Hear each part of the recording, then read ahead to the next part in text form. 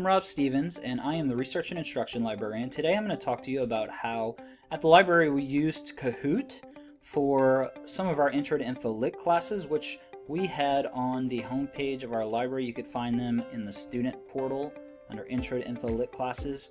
There's a group of classes we offered asynchronously, and we wanted some interactive way to get students involved and not feel like they were just, reading material or watching videos. So in several of these classes, we had 6 classes, and about 3 of them we created Kahoots, and we would link them through an image. I just created that image in Canva, put the play button on it, and then put the link to it to the Kahoot. This Kahoot is using assign mode. Assign mode is where our students can actually play this at home asynchronously. You can have it to where they can make their own name, but we were worried that students might either use their real name and then maybe be embarrassed about their results, or maybe use a name that wasn't appropriate, so they can create a nickname here. So I got Fabulous Raven, and once they generate their nickname, they can start with the game. This is called U Online. It's information literacy about being a good digital citizen. The first thing we did at the beginning of each of these, and I think this is good practice, we give instructions. One of the things we pointed out, notice this last bullet point, is this button here that they have to click to go through the Kahoot. If they're on assign mode, I think it's easy to just not see this button. And notice that we put videos inside the Kahoot. So we've got a video here that's going to talk about it, and we got captions on the videos, just in case students needed those. And then once they went through the videos, they would have quizzes on the videos. Some of these we just did for fun, some we actually kept score on.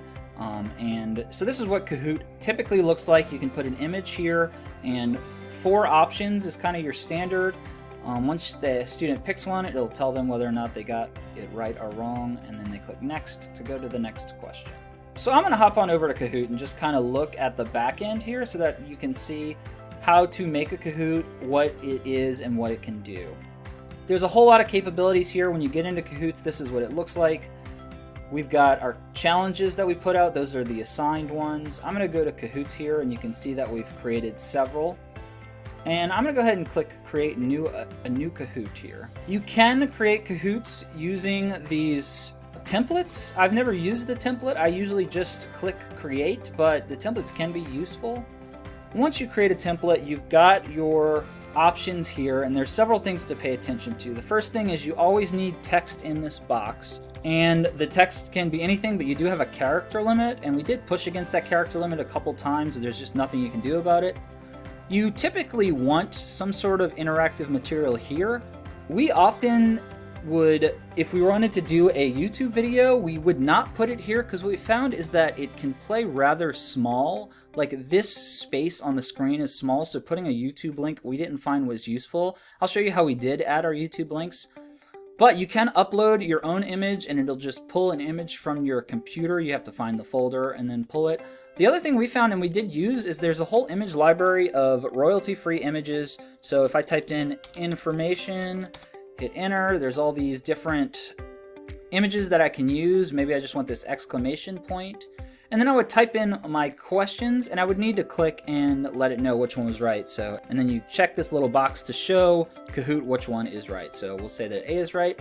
Really cool thing that you can do is you can actually add an image as an answer instead of text. And you can do that from the image library. So if I wanted it to be yes, I want this dude to be the answer, now he will be the answer. We thought that was a really cool function and used it in a few of our Kahoots. You can add a time limit. This time limit is used if you want either A, you want students to be timed when they're using it at home, or if you're playing the game live. We didn't add a time limit because we wanted students to have as much time as possible.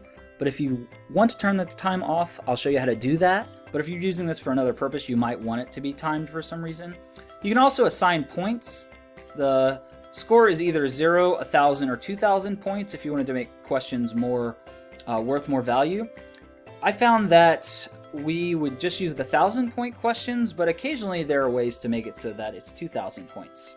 So this is your standard Kahoot question. They also have the option that it will reveal the image, and you can do it 3 by 3, which is kind of fun if you were testing on maybe like a piece, a body part, or some other image, an art piece or something like that. These points, if you're playing it in timed mode, will be calculated according to how fast students are able to answer a question. Now there's all kinds of other types of questions. You have true-false questions, ones where they can type the answer. A puzzle is like the hardest kind of question, where students will have to arrange 4 things in order. You have a poll and a slide. We put a poll in one just to have students feel included. They could see what other people had put for their answer. And notice there's also this single select or multi-select option in Kahoot, where you can have it to where many answers are correct and they can get the 1,000 points for each one they get correct. However, if we wanted a YouTube video, we use the blank slide option and then click YouTube link to add that, and then type a no caption at the bottom so the video would play bigger. Worked really well for YouTube videos. And we'd upload our videos into YouTube, grab the YouTube link, and then paste it here so that the video would play for students. And that's how we got, for example, in that last Kahoot, that video to play. Often it's kind of a nice thing. We'll have a couple questions and then a video and then a couple more questions. Now, once you're done with your Kahoot, what you can do, and I'm going to go back to my Kahoots and I'm going to click on one that we've already done, is from this screen you can click play, which is something you would do like in a live class, and you can actually do this over Zoom fairly easy. If you click play and you click teach, now assign is the mode that I was talking about where you can do it asynchronously, but if you click teach, it will start to play the Kahoot, and you would have students, they would need to play on a phone, a tablet, or another window on their screen. Students will go to kahoot.it, type in this game pin, and then their players that will show up here, and you'll be able to click through the game from this menu. Finally, the assign version is really interesting. You can create a new challenge, put a deadline for it. You can decide whether you want a question timer. You can do personalized learning, which is where students would have to practice the questions they got wrong after playing. You can have the questions be random, and this is the nickname generator that I used. So that's just a basic introduction to Kahoot. Please feel free to email me at rob.stevens@nichols.edu to get any more information or tips about Kahoot. I'd be more than happy to help you. And think about assigning our Intro to Info Lit classes this spring. Thanks for watching the video. Have a great day.